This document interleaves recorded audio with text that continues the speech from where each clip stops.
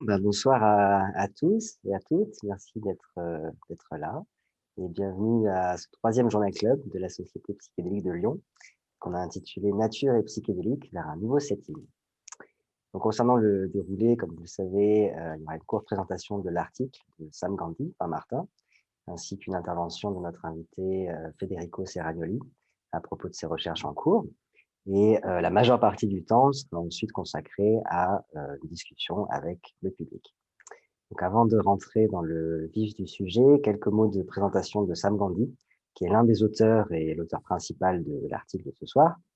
Il est donc titulaire d'un doctorat en sciences écologiques et d'une maîtrise en entomologie. Donc, c'est la partie de la zoologie qui s'intéresse aux insectes.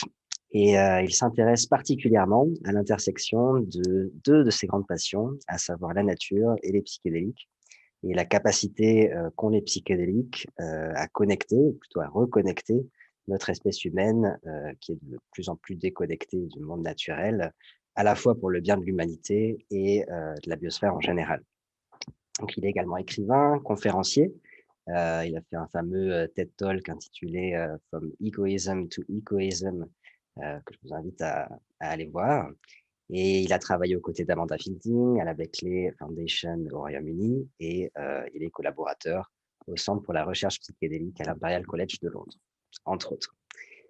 Avec nous ce soir, nous avons donc le plaisir d'accueillir Federico, qui est cofondateur de PALA, Psychedelics Association of Lausanne for Awareness, et d'Eleusis, qui est l'association psychédélique de Suisse romande. Federico est psychologue, il est chercheur autorisé à administrer des substances dans le cadre d'un usage compassionnel. Donc, on sera ravis de l'écouter nous parler de ses recherches, notamment concernant le développement de protocoles pour démontrer l'efficacité des traitements assistés par psychédéliques pour différents troubles addictifs. Enfin, nous avons le plaisir pour ce troisième Journal Club d'écouter Martin, qui est un membre fondateur de la Société psychédélique de Lyon et qui va nous présenter cet article de Sam Gandhi avant d'engager la discussion avec Federico et avec le public. Je rappelle juste les modalités. Vous pouvez vous poser vos questions à tout moment dans le chat pendant la présentation de l'article pour qu'on puisse y répondre ensuite. Et on aura ensuite un moment d'échange ouvert. Donc, je laisse désormais la parole à Martin et on se retrouve juste après pour échanger. Merci Raphaël, bonsoir à toutes, bonsoir à tous, bienvenue à notre troisième Journal Club. C'est moi aujourd'hui qui vais faire la présentation de l'article.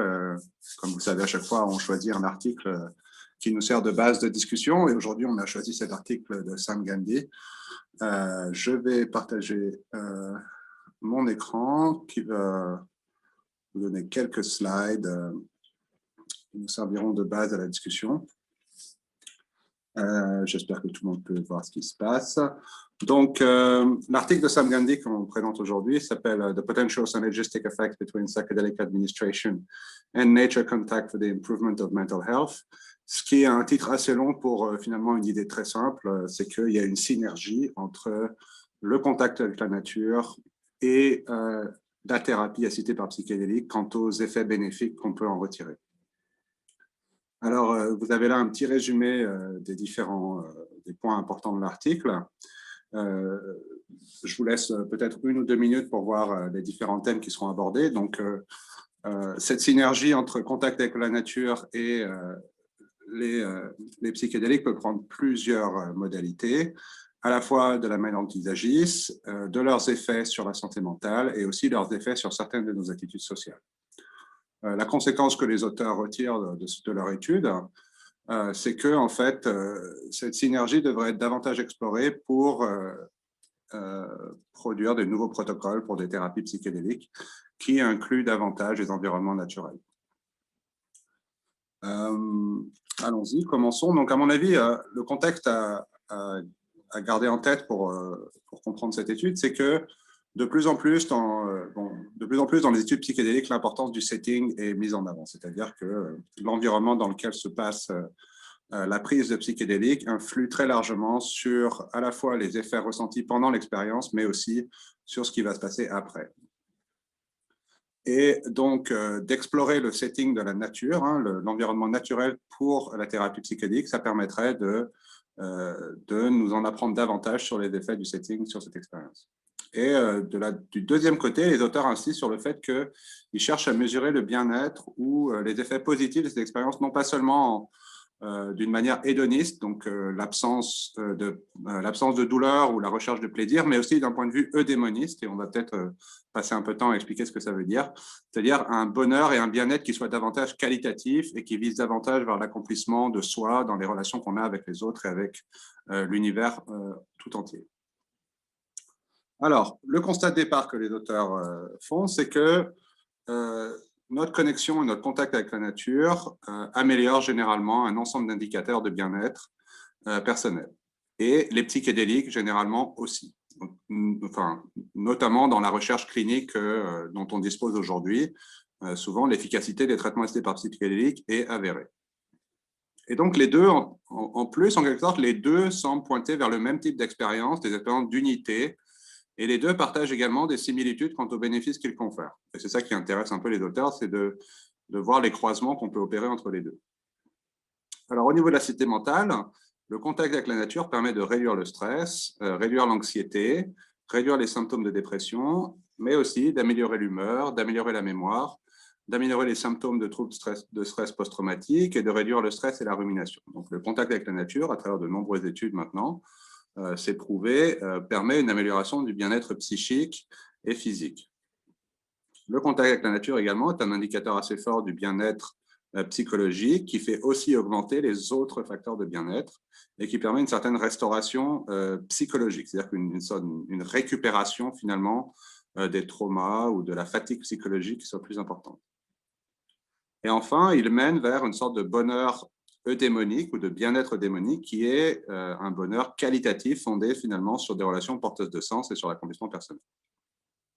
Enfin, le temps passé dans la nature permet souvent une hausse de l'estime de soi et une réduction du stress, même quand les durées qu'on passe dans la nature sont relativement faibles. Alors, les auteurs introduisent en plus du contact avec la nature l'idée d'une relation, d'une connexion avec la nature. Donc, qui n'est pas tout à fait le même contexte, le même concept. Le contact avec la nature, c'est quelque chose qui est simplement être avec la nature. La connexion, la relation avec la nature, c'est un trait psychologique qu'on ressent à l'intérieur.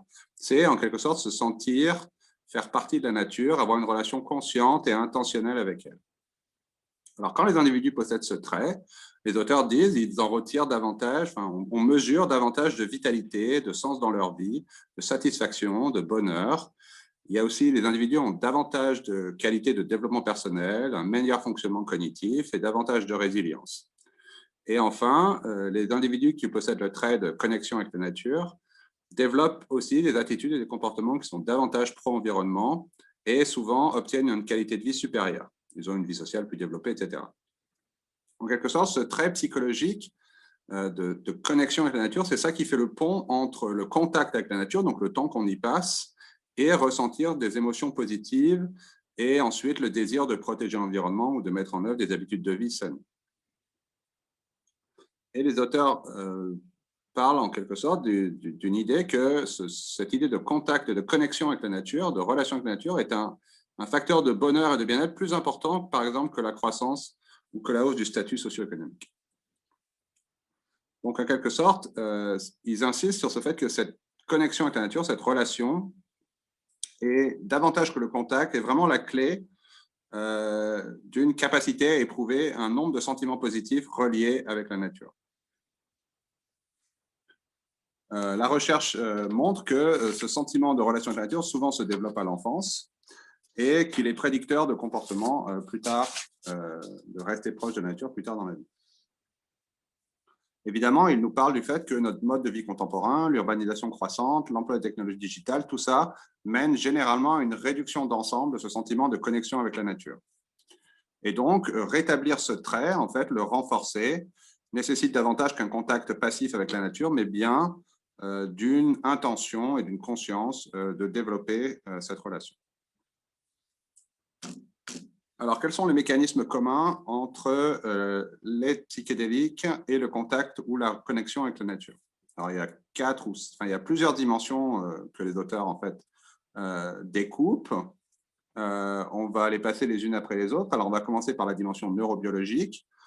Dans les deux cas, dans la prise de psychédéliques et dans la connexion avec la nature, on remarque que les individus, il y a une plus grande connectivité entre les différentes régions du cerveau, une amélioration de la connectivité générale entre ces différentes parties et une réduction de l'influence du réseau du mode par défaut, hein, du Default Mode Network, et également une diminution de la rumination et des pensées circulaires qui sont généralement associées à certains troubles psychiques.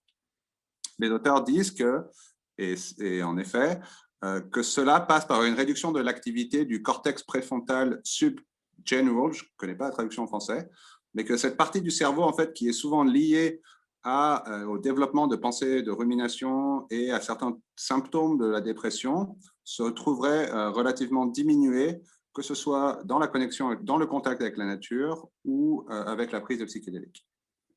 Donc ça, c'est le premier aspect. Le deuxième aspect, c'est l'aspect psychologique. Dans l'un et dans l'autre cas, le sentiment de connexion, d'être connecté à soi, aux autres et au-delà, se produit, que ce soit dans le contact avec la nature ou avec les psychédéliques. La capacité, évidemment, des psychédéliques à augmenter notre sentiment de connexion n'est pas seulement liée à la nature, il est lié à plein d'autres aspects, en quelque sorte. Notre sentiment de connexion avec de nombreuses choses est largement augmenté sous les effets des psychédéliques. Et en même temps, ce sentiment de connexion se développe envers les trois dimensions que sont le soi, les autres et en quelque sorte l'univers ou le tout ou ce qu'il y a au-delà. Au sein de ces expériences, souvent, on parle de dissolution de l'ego d'un côté ou d'expérience unitive. Soit on peut les différencier, soit pas. Enfin, il y a plusieurs manières de... On n'est pas encore tout à fait clair sur exactement leur définition exacte. Mais ce qui est sûr, c'est que, à la fois dans le contact avec la nature et dans l'expérience psychédélique, cette dissolution des frontières de l'ego ou des frontières de l'individualité et l'expérience d'une unité avec soit les autres, soit le tout, sont centrales. Indépendamment, ce sentiment d'une dissolution de l'ego a aussi été mis en lien avec le fait qu'on se sente plus proche de la nature et qu'on ait un état d'union qui soit plus fort avec notre environnement. Donc là aussi, il y a des ponts importants entre les deux aspects. Les auteurs proposent que le contact avec la nature agit dans le même sens que les psychédéliques, en dissolvant certaines limites autoréférentielles, en augmentant notre empathie, l'empathie envers soi-même et envers les autres. Et donc, on combat ce sentiment d'aliénation et de déconnexion qu'on peut ressentir dans les sociétés un peu modernes, contemporaines. Troisième aspect, l'expérience mystique. Les sentiments de connexion avec la nature sont primordiaux dans l'expérience de sommet de l'expérience psychédélique, hein, le peak experience. Souvent, quand on atteint ce stade de l'expérience, on se sent complètement immergé dans l'environnement naturel et on se sent de sorte, on fond avec cet environnement naturel. Ce sentiment du sacré, cette humeur positive, la transcendance du temps et de l'espace, tout ça mène généralement à avoir une appréciation et un rapprochement plus fort avec la nature. D'autre part, la prise de psychédéliques en milieu naturel, vous l'aurez deviné, élicite elle aussi ces expériences mystiques ou transcendantes. Hein, vraiment des sentiments d'expérience spirituelle très forte, le sentiment d'être relié à quelque chose qui nous dépasse. Les auteurs parlent aussi de l'émerveillement, awe en anglais. Ces sensations d'émerveillement, ces expériences d'émerveillement sont souvent liées à une amélioration du bien-être, à une satisfaction qui soit augmentée. Et de même, ces expériences qu'on peut avoir sous psychédélique, on peut aussi les avoir avec la nature, qui, elle aussi, est une grande source d'émerveillement. On se sent notre ego est en quelque sorte un peu plus petit et on atteint des états spirituels un peu plus profonds. Les auteurs nous invitent également à penser à la pleine conscience, hein, mindfulness, donc l'attention à ce qui se passe dans le présent, que ce soit avec les psychédéliques ou avec le contact avec la nature. Là aussi, on atteint en quelque sorte une conscience qui est un peu plus pleine. Tout ça, en quelque sorte, il y a une certaine convergence entre les deux expériences.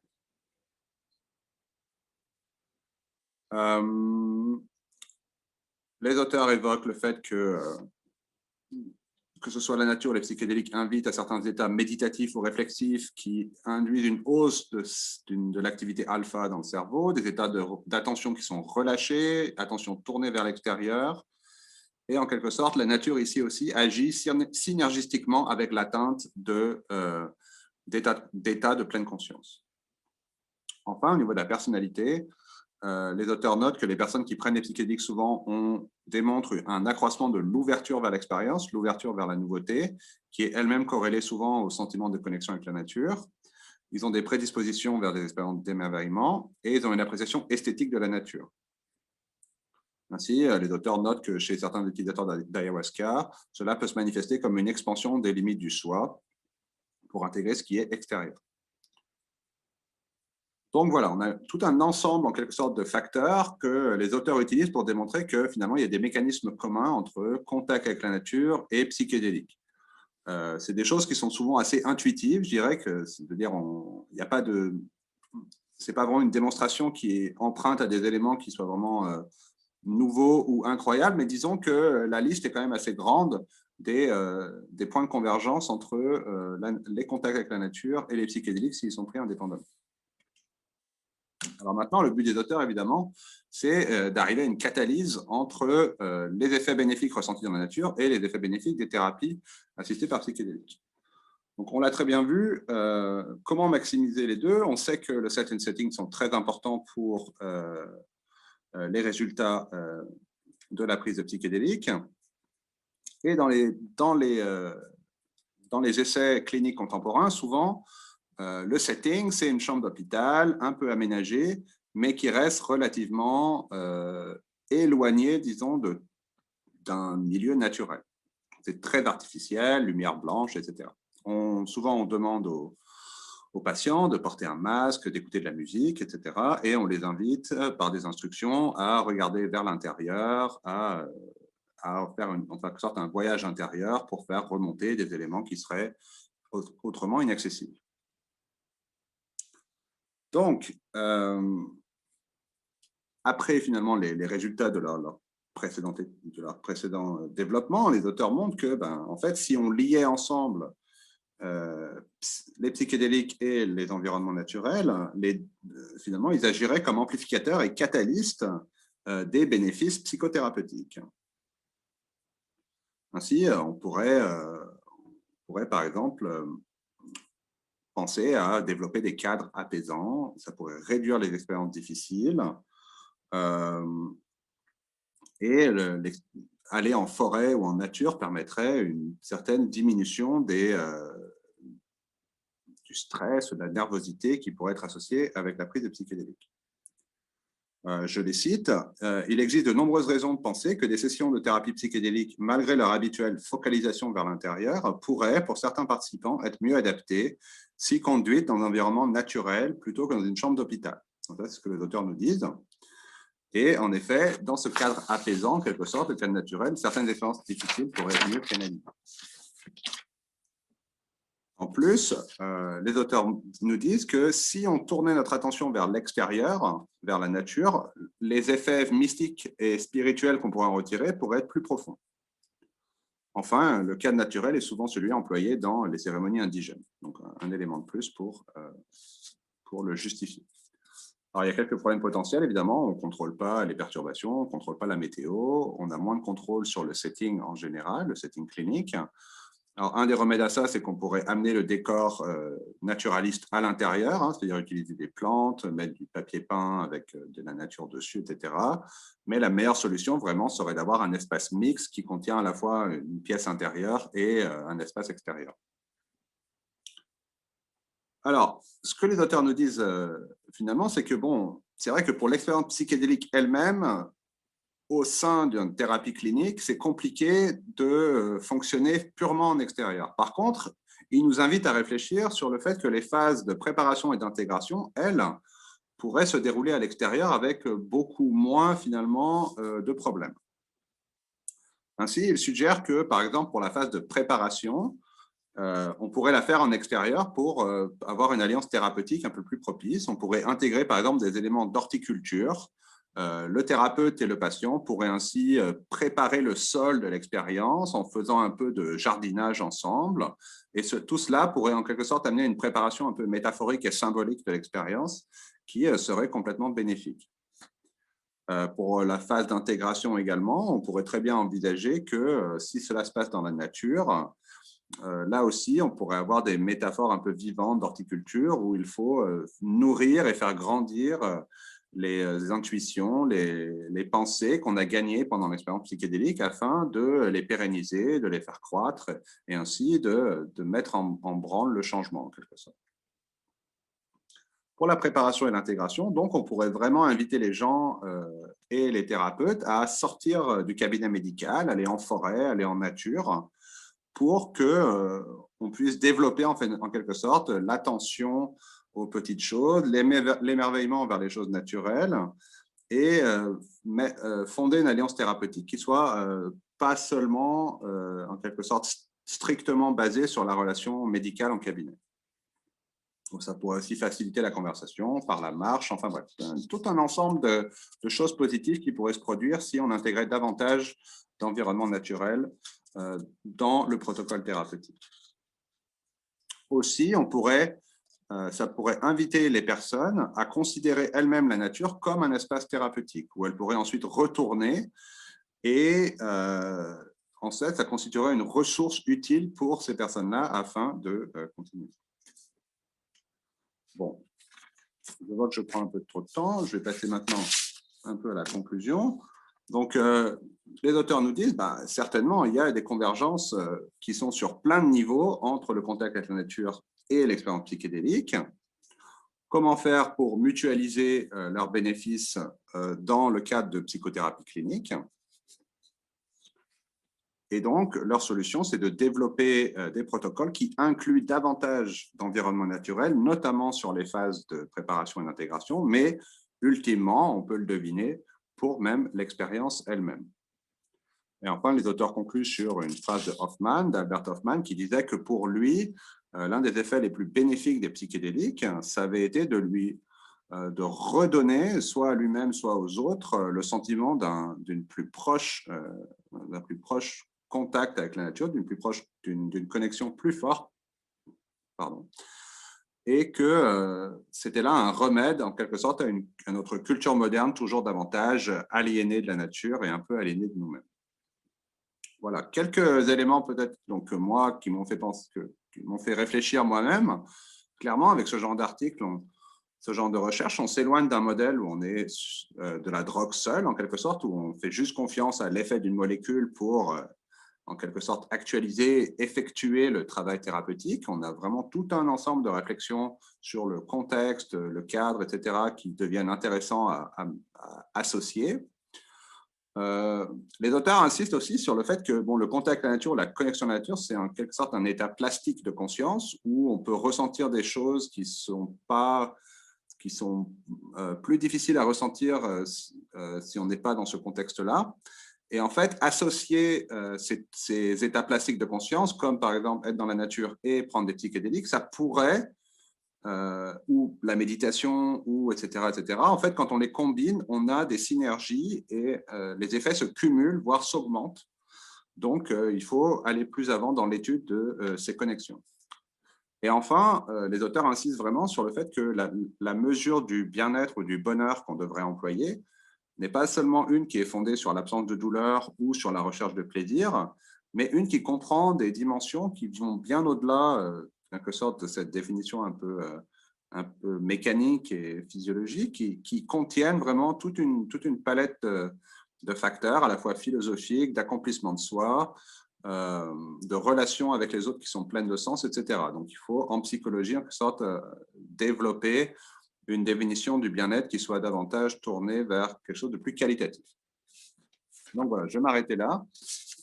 Merci à vous de m'avoir écouté. Et puis, je vais redonner la parole à Raphaël et à Federico pour commentaires. Merci beaucoup, Martin, pour cette très belle présentation, très claire. Je pense donner la parole directement à Federico. Je pense que ça fait le lien, du coup, avec tes recherches, notamment le développement de nouveaux protocoles. Pardon, donc si tu veux bien nous en parler davantage. Oui, merci beaucoup du coup, de l'invitation à la Société lyonnaise psychédélique et puis merci beaucoup pour la présentation. Oui, c'était un article qui m'a beaucoup parlé à moi-même aussi pour différentes raisons. Après, je ne sais pas maintenant comment est-ce qu'on veut démarrer cette conversation. Du coup, peut-être il y a des questions du public ou bien je peux juste donner quelques informations par rapport à mes activités ou bien quelques idées que j'ai eues en lisant cet article. Je pense que tu peux débuter la conversation et puis si quelqu'un a des questions, qu'il n'hésite pas à les poser dans le chat ou directement au public. D'accord. Ouais, mais voilà, c'est juste pour du coup remettre le contexte. Là, je suis en Suisse, à Genève. En Suisse, on a la possibilité d'utiliser les substances psychédéliques telles la psilocybine, le LSD et la MDMA dans un cadre compassionnel. Du coup, on peut effectivement les utiliser dans les hôpitaux et dans les cabinets psychiatriques privés en faisant des demandes d'autorisation spécifiques pour chaque patient.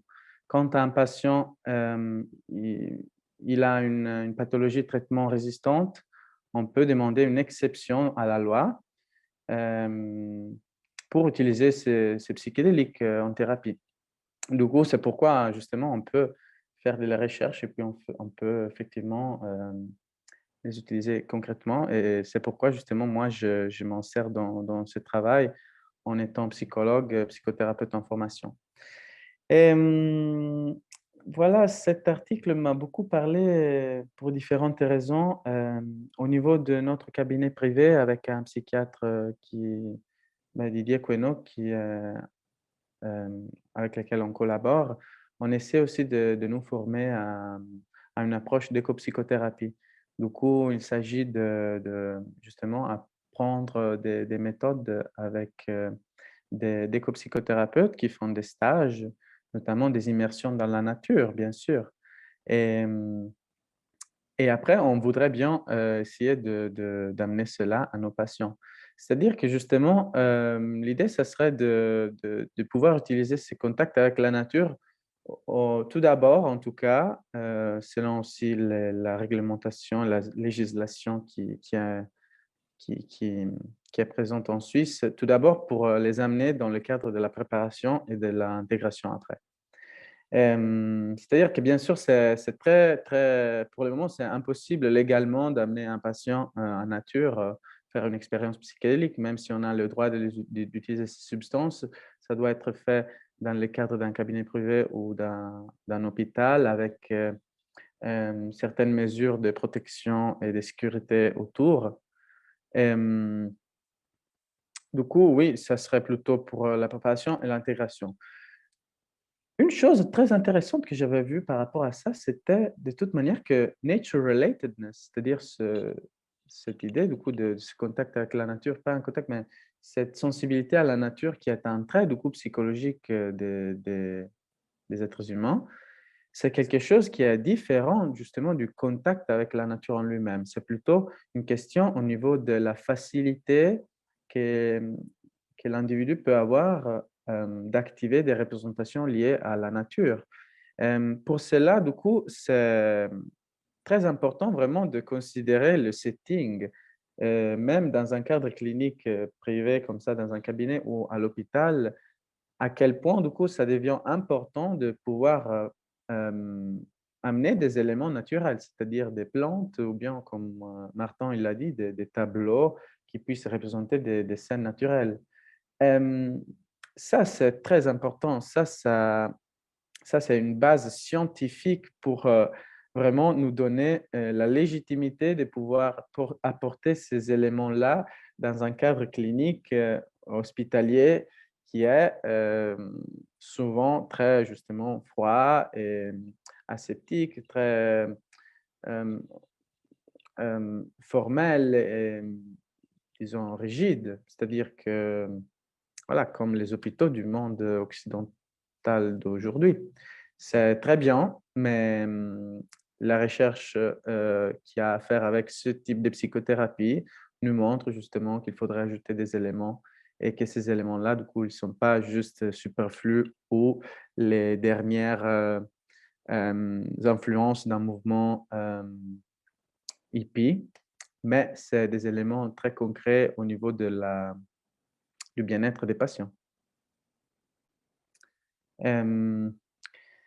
Cet article m'a aussi m'a aussi beaucoup parlé pour cette question de l'eudaimonia. Ça, c'est un concept qui m'est très, très cher. Euh, et et c'est, pour moi, c'est tellement beau. Du coup, eudaimonia, c'est de sa racine grecque. Eu, ça veut dire positif. Daimonia, daimon, ça veut dire l'esprit. Du coup, c'est vraiment cet accomplissement de soi. Et c'est une idée vraiment qui a été un peu créée dans la grecque classique, au temps des philosophies des stoïciens, par exemple. Et l'idée, ça serait vraiment de se rendre compte, en fait, que le but pour avoir vraiment un bonheur dans la vie, et un épanouissement en tant qu'être humain, c'est pas justement l'absence de douleur, c'est pas la recherche du plaisir, comme il l'a dit Martin, mais c'est de suivre cette eudaimonia qui est faite qui est faite de quelques différents éléments, c'est-à-dire les vertus grecques principales, qui sont la sagesse, la justice, la tempérance, le courage. Alors là, vous voyez ces quatre vertus. Et puis, la mise en pratique de ces vertus, c'est-à-dire les exercices, l'action quotidienne pour se perfectionner dans ce processus et l'introspection, la connaissance de soi. Ces éléments-là, ensemble, nous amènent, selon cette philosophie, à cette voie de voir la vie humaine. Ces processus amènent vraiment l'individu à accomplir soi-même, à se perfectionner en tant qu'être humain, à se poser tout le temps des questions pour son accomplissement. Euh, Juste un mot par rapport à ces quatre vertus, c'est la sagesse, c'est-à-dire la connaissance du monde. C'est-à-dire, aujourd'hui, pour la décliner aujourd'hui, ça serait l'idée de connaître justement la réalité, c'est-à-dire d'utiliser la science comme un outil et d'être de plus en plus conscient de comment ça marche le monde. La tempérance, c'est l'équilibre, bien sûr, une des idées de base des systèmes vivants et des systèmes sociaux et de l'homme, c'est voilà, c'est essayer de ne pas faire et vivre des excès.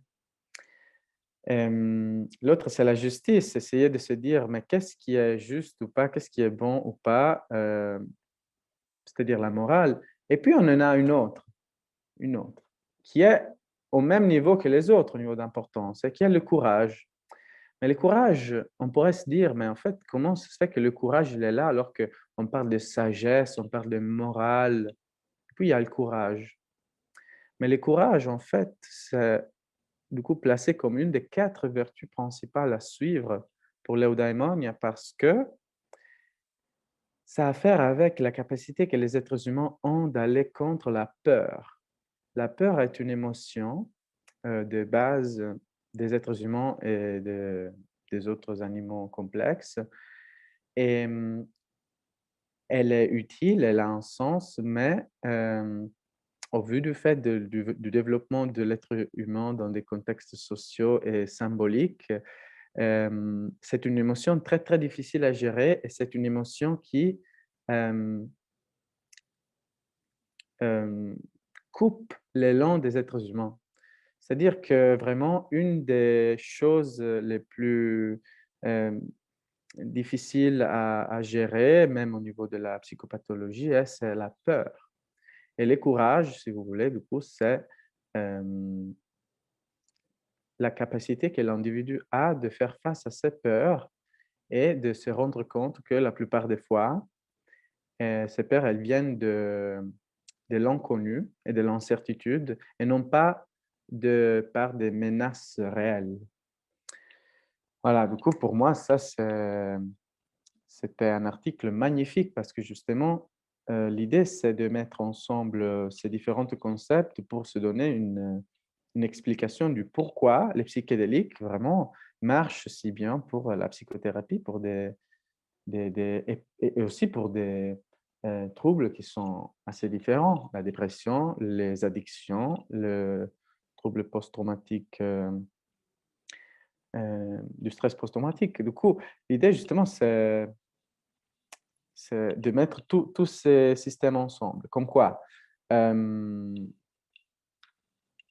juste, j'ai une petite slide pour me souvenir de ça, très bien. Et du coup, c'est comme de dire que les psychédéliques, dans des contextes de nature relatedness, peuvent amener à des peak experience, à des moments de peak experience, selon la conceptualisation de Maslow. Et l'eudaimonie, en même temps, si vous voulez, je peux vous montrer un petit schéma que j'ai fait, peut-être. Qu'est-ce que... Oui, Ouais, complètement. oui. Et Avec puis plaisir. oui.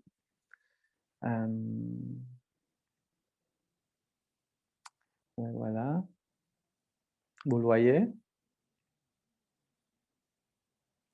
Très bien. Oui.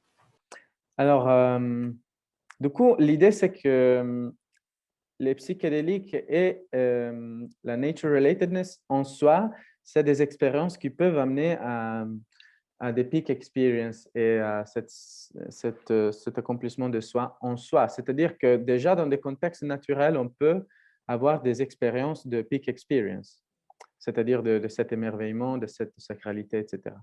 Comme quoi, si on les met ensemble, on va avoir encore davantage une amplification de cette expérience-là qui est celle thérapeutique, qui est celle qui amène justement le changement positif. Tout cela a à faire avec l'eudaimonia parce que d'intégrer ça dans sa propre vie de tous les jours veut dire d'en faire sens dans le cadre d'un processus. L'eudaimonia, bien sûr, vient de cette idée de philosophie de la grecque classique qui considérait aussi un autre outil très important pour ce faire, qui était le journal. C'est-à-dire que l'idée de l'eudaimonia qui a été amenée surtout par les stoïciens, elle nous est arrivée en tant que témoignage de l'histoire sous la forme d'un cahier intime d'un empereur qui était un philosophe stoïcien, c'est-à-dire les pensées de Marc Aurèle. Les pensées de Marc Aurèle est un livre qui est un des gros classiques incontournables du stoïcisme et du coup de l'eudaimonia. Et en soi, c'est un journal intime. Tout cela, du coup, amène à ces effets bénéfiques et physiques de ces expériences. Et de comprendre tout cela pour un individu qui va faire une expérience psychédélique est très important. C'est pourquoi, de toute manière, la compétence de base pour amener un patient à faire bon usage et à intégrer très bien les résultats de cette psychothérapie, je pense que ce soit de toute manière la métacognition, c'est-à-dire la conscience de soi, c'est-à-dire la possibilité que l'individu a de se concevoir lui-même dans ce processus en tant qu'être humain, en tant que, voilà, que porteur d'une psyché, que porteur d'une identité liée à des narrations sociales et voilà, ce genre de choses.